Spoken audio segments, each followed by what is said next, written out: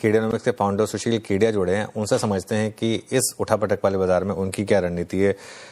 सुशील, good morning. सबसे पहले तो मैं आपके लिए एक अप्रिसिएशन देना चाहूँगा, क्योंकि अब देखिए वॉर होगी या नहीं होगी तो किसी को नहीं पता, लेकिन आपके चार्ट ने पढ़ लिया था कि क्रूड 100 के पार हो जाएगा, तब हम $50 पर थे। तो क्या देखा था आपने ऐसा चार्ट में? क्या वो वॉर दिख गई थी क्या आपको चार्ट में? और वो 100 के ऊपर गए, हम कल 115 तक गए। अब क्या ये 150 तक भी जा रहा है या फिर बस हो गया इसका टॉप? तो देखिए, इवेंट्स को चार्ट से प्रेडिक्ट करना थोड़ी सी धृष्टता हो जाएगी, थोड़ा सा अहंकार, मुट्ठी भर या चुटकी भर नहीं बाल्टी भर हो जाएगा। पर हाँ, सोचना चाहिए था कि जिस तरह से चाहे एसबीआई जैसे एक्स्ट्राऑर्डिनरी रिजल्ट्स वाली चार्ट भी अगर डूबने को तैयार है, लार्सन भी डूबने तैयार है, महिंद्रा भी डूबने तैयार है, और एक क्रूड की चार्ट जिस तरह चीख रही है कि मैं बढ़ूंगी, तो वहां थोड़ी सी सोच को आगे जरूर हमें लाना चाहिए था। हमें रिग्रेट है कि भाई कैसे एसबीआई गिर जाएगा, कैसे एलएनटी गिर जाएगा, बहुत बड़ा वॉर होने वाला है और वो चार्ट्स में बिल्ट इन है। और आपके सवाल का अगर मैं पॉइंटेड आंसर करूं तो देखिए, इजराइल पे जब इन्होंने 12-14 महीने पहले जो बम्बार्डिंग की थी, वो इजराइल तो छोड़ता नहीं है बाकी, तो इवेंट खाली पोस्टपोन था और वो चार्ट्स में रिफ्लेक्ट हो रहा था। एक बहुत बड़ा जियोपॉलिटिकल स्ट्रेस इसको किसी भी टाइम बड़ा बर्स्ट अप दे देगा, वो बर्स्ट अप आ गया। अब कल जो 119 तक गया, तो हमारे क्लाइंट्स जो लॉन्ग थे उनकी हमने लॉन्ग कटवाई, 19 जाके 16 के नीचे जाते और वहां से हमारे क्लाइंट शॉर्ट हो गए। क्या पता आज 72 का भाव मिल जाए, कल तक मिल जाए तो काटेंगे। फोर्सिएबल फ्यूचर में 72 से 95 की ट्रेडिंग रेंज लगती है। पर अनुज, ये मेरी कोई भविष्यवाणी नहीं, चार्ट्स बताते हैं, हम कुछ नहीं है बाजार के सामने, चार्ट्स के सामने। इस साल अगर क्रूड वापस 40 हो जाए तो भी आश्चर्य नहीं होगा, और अगले साल वापस 2027 में 140 भी हो जाए तो आश्चर्य नहीं होगा। आश्चर्य नहीं करना चाहिए। जब ये 50 से 120 तक की चाल सिर्फ 2 वीक में आ गई, तो ग्लोबली वॉलेटिलिटी जितनी एक्सपैंड करती जा रही है, और खास करके एक एक करके कमोडिटीज में इस तरह के जो स्पाइक्स बन रहे हैं, मेंटली ओपन रहना चाहिए। और क्रूड की ये फोरकास्ट हो गई। अभी नेचुरल गैस के जो डायनामिक्स है, नेचुरल गैस को ट्रांसपोर्ट करना क्रूड से बहुत ज्यादा जटिल है। और ये हेनरी हब फ्यूचर्स की डिलीवरी का जो प्राइस आता है नेचुरल गैस में, अमेरिका के अंदर नेचुरल गैस के 30 अलग अलग भाव है। तो हम जो ट्रेड कर रहे हैं फ्यूचर्स एमसीएक्स पर भी और नाइमेक्स पे भी, वो हेनरी हब फ्यूचर्स है। पर जैसे कि ये गैस सिलेंडर्स की शॉर्टेज, लोगों ने पैनिक एडजस्टमेंट के अंदर में एक्स्ट्रा गैस स्टोर करना शुरू की है, सरकार सतर्क है, तो सारे गैस स्टॉक्स की भी चार्ट्स बता रही है कि यहाँ से 60, 70, 80, 90% तक की चाल के लिए ये ऑलरेडी पूरे करेक्शन देके कंसोलिडेशन एक तरफ बन चुका है। दूसरी तरफ नेचुरल गैस की चार्ट जो है, भले ही क्रूड में हमें फिलहाल मंदी लगती है, नेचुरल गैस को यहाँ से बड़ा एक्सप्लोजन देता चला जाए, उस दिशा में हमारे क्लाइंट्स बार बार पोजिशनड हैं। देखिए, हम आपके चैनल पे आके वही बातें कर पाते हैं जो हम पहले से अपने क्लाइंट्स को बता देते हैं, कि हमारा धर्म भी है, दायित्व भी, और आपके दर्शकों को इस डिस्क्लोजर को हमेशा के लिए समझ लेना चाहिए कि हम अपने क्लाइंट्स के लिए काम करते हैं, आपके चैनल पे झलक देते हैं। तो गैस की और नेचुरल गैस की और क्रूड की एक तरफ ये बात होगी। गोल्ड सिल्वर ने देखिए इस वॉर में पार्टिसिपेट नहीं किया, क्योंकि गोल्ड सिल्वर में वो अति पहले ही मच के वो क्लाइमैक्स बन चुका था जो कल जाके क्रूड में बना। तो पोजीशनिंग को जो बाजार की समझना जरूरी, जिसको आप भी बार बार रीइंफोसाइज करते हो, हमें गोल्ड सिल्वर में भी डिक्लाइनिंग कंटिन्यूड डाउन ट्रेंड दिखता है।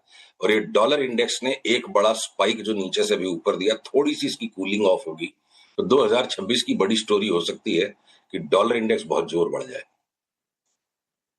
चलिए, अब इसका डोमेस्टिक मार्केट पर क्या इंपैक्ट होगा? क्या निफ्टी में जो अभी रिसेंट लो बने वो फाइनल बॉटम है निफ्टी बैंक निफ्टी में, या अभी यहां से और बड़ी गिरावट आनी बाकी है?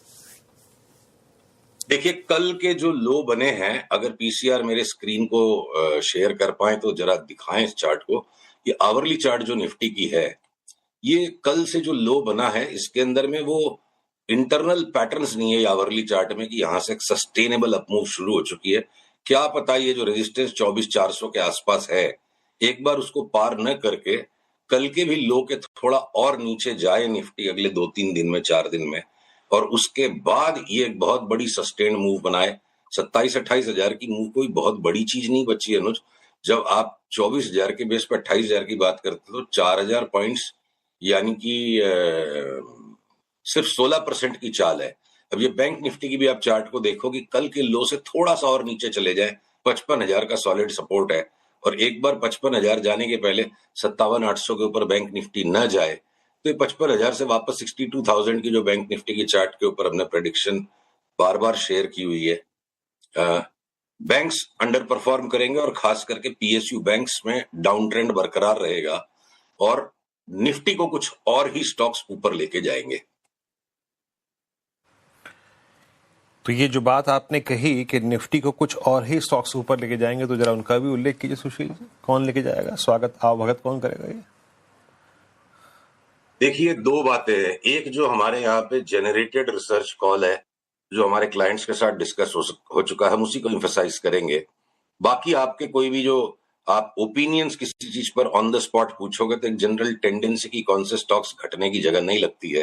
तो देखिए, एक तो सीएनएक्स आईटी के अंदर विप्रो और टीसीएस जैसे हेवी वेट बल्ज बिल्कुल जिनमें है, बल्कि स्टॉक्स हैं, उनमें भी हमें 40 से 50% तक की रैली दिखती है। और एचसीएल टेक या टेक महिंद्रा ये डबल भी हो जाए 8-10 महीने में तो बड़ी बात नहीं है। हमेशा होता है कि जब किलोमीटर्स एटमॉस्फेयर आता है, जब पर्सपेक्टिव ऐसा हो जाता है कि संसार खत्म, निवेश करने का सबसे अच्छा समय वो होता है अगर कोई उसके बेसिस हो। तो अगर एआई का इतना बड़ा स्पेंड आएगा, कितना $1.5 ट्रिलियन का, उसमें से $50 बिलियन भी, जो कि नाखून के बराबर है, अगर एडिशनल स्पेंड कोडिंग के पर्पसेस से, इंफ्रास्ट्रक्चर के पर्पसेस से इंडियन आईटी सेक्टर की तरफ आती है, तो हमारे स्टॉक्स का तो निहाल हो जाएगा है। आईटी वर्कर्स को अगर अपनी स्किल्स को रीटूल करना पड़ेगा, बहुत बड़ा इंडस्ट्री में डिसलोकेशन होगा, तो वो डिसलोकेशन स्टॉक प्राइसेस में पहले ही हो गया है, क्योंकि stock market incentivizes only those who will anticipate in advance. तो अब जो एंटिसिपेशन एक पॉपुलर डिस्कोर्स बन गया है, उसी के बेसिस पर तो 1800 पे हमने इन्फोसिस को 1200 तक के सेल का कॉल दिया था। We are aggressively looking forward to make very large positions in this stocks as up trends confirm. अभी तक अक्रॉस द बोर्ड सिग्नल्स नहीं आए। एक नंबर ये सेक्टर हो गया। दूसरी तरफ अगर आप देखोगे छिटपुट अब जैसे डिक्सन में कल लो बनने के बाद आज इतना बड़ा गैप अप खुल गया। डिक्सन की चार्ट पे हमारे यहाँ पे काफी टाइम से एक्यूमुलेट चल रहा है। क्लाइंट्स को भी हर भाव से थोड़ा थोड़ा कैश की डिलीवरी एक्यूमुलेट करो, भी स्पेकुलेट करने का टाइम नहीं है। ये साल भर में अगर 25,000 का भाव हो जाएगा तो कोई बड़ी बात नहीं है। तो आपको अगर मैं आईटी के अलावा अब जैसे सिलेक्ट फार्मा में भी बाई सिग्नल्स आने लग गए। गैस के स्टॉक्स इंडेक्स की बात नहीं हो रही है। अब अगर मैं आपके जो डिफेंस के स्टॉक्स है, देखिए इंडेक्स को कौन से स्टॉक्स लेके ऊपर जाएंगे। आपके भारती बढ़ गया, रिलायंस बढ़ गया, वो हर बार स्टॉक रोटेशंस होते हैं। लार्सन टूरो महिंद्रा घटते चले गए, पर आपके वो रिलायंस बढ़ जाएगा, भारती बढ़ जाएगा। तो वो स्टॉक रोटेशंस का गेम इंडेक्स पे 15% की इंडेक्स मूव के अंदर में इतनी बारीक प्रेडिक्शन करने में बड़ा पैसा नहीं बनेगा। हमारी बहुत बड़ी बेट्स एक एक करके डिफेंस सेक्टर में ट्रिगर होती जा रही हैं। मैं काश आपको चार्ट दिखा पाता, समय का हमेशा अभाव रहता है आपके पास। तो एमटार टेक्नोलॉजीज को आप छोड़ दो अगर डिफेंस में, और अगर आप भारत फोर्स को भी थोड़े से करेक्शन के लिए छोड़ दो, एमटार में तो मेजर साइक्लिकल टॉप है। तो सारे के सारे डिफेंस के स्टॉक्स जितने कुटे पिटे हैं, सबकी चार्ट्स बिल्कुल बढ़िया तैयार है। जियोपॉलिटिकल टेम्परेचर कम नहीं होगा, बीच बीच में वॉर रुकेंगे, फिर कुछ माहौल बदलेगा, और सरकार के बड़े ऑर्डर्स की फ्लरी जब एक्सपेक्टेड है, वो चार्ट्स में इनबिल्ट है। तो कोचिन शिपयार्ड या HAL या मजगांव या आपके इवन जेन टेक्नोलॉजीज, ये सारे के सारे अगर न्यू हाइस पे चले जाएं तो यहाँ से बहुत बड़ा परसेंटेज गेन होता है। तो आईटी हो गया, डिफेंस हो गया।